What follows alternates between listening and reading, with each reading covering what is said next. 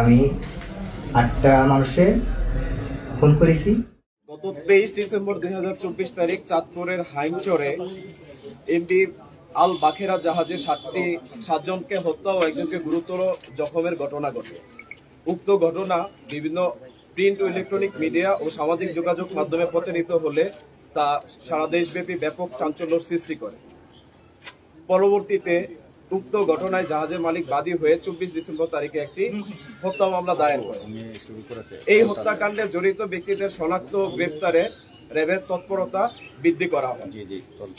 এরই ধারাবাহিকতায় গত 24 ডিসেম্বর তারিখে বাগেরহাট জেলায় রাতে অভিযান পরিচালনা করে এই নৃশংস হত্যাকাণ্ডে সম্পৃক্ত আকাশ মণ্ডল ওরফে ইরফান নামক একজন ব্যক্তিকে গ্রেফতার করা হয়। গ্রেফতারের সময় গ্রেফতারকৃত আসামির নিকট হতে একটি ব্যাগ, একটি হ্যান্ডগ্লাভ, আসামির 2টি মোবাইল ফোন, ভিকটিমদের 5টি মোবাইল ফোন সহ সর্বমোট 7টি মোবাইল ফোন, চেতনানাশক ওষুধের পাতা এবং নীল রঙের একটি জিন্স প্যান্ট যেখানে বিভিন্ন জায়গায় রক্ত মাখানো ছিল তা উদ্ধার করা হয়।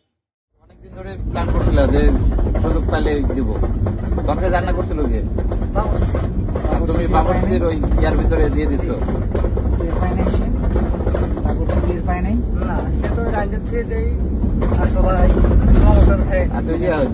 মানে ওদেরকে গলায় যে পোজ দিচ্ছ ওটা কি ওই যে তরকারি গোটা ইয়াতে পোজ দিচ্ছ না আলাদা ছুরি নিয়ে আসছিল কোথাও থেকে?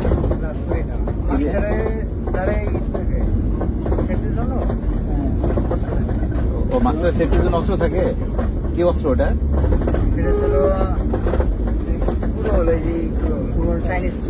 চাইনিজ কোরাল টাইপের, মানে এটা মাস্টার ছুরি, মানে নিরাপত্তার জন্য রাখে, ওটাতে তুমি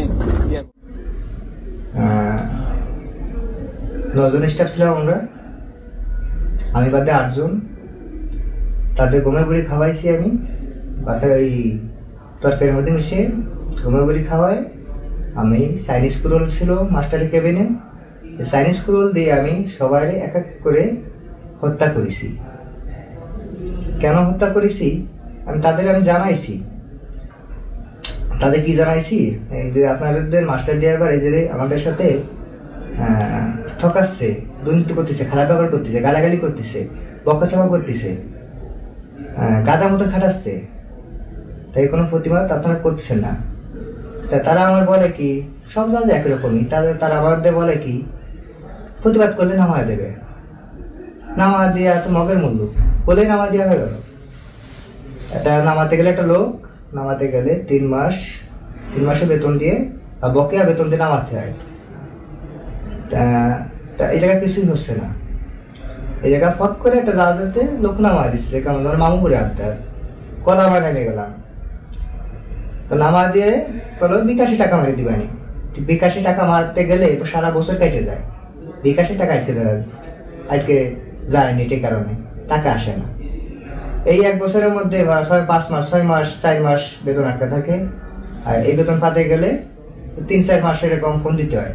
তাই এই ফোন দিতে দিতে যে ফোনের টাকা যে খোয়া ফেলায়, এটা বেতন আলাদাভাবে আরেকটা হয়ে যায়। তারপরেও মাস গেলে বেতন ফেটায়, যদিও কোনো জাহাজে ফেটায়, তা পুরোপুরি বেতন কেউ ফেটায় না, হাফ ফেটায় বা 3 ভাগে 1 ভাগ ফেটায় বা 4 ভাগে 3 ভাগ ফেটায় এরকম। তা আমি 8টা মানুষে ফোন করেছি।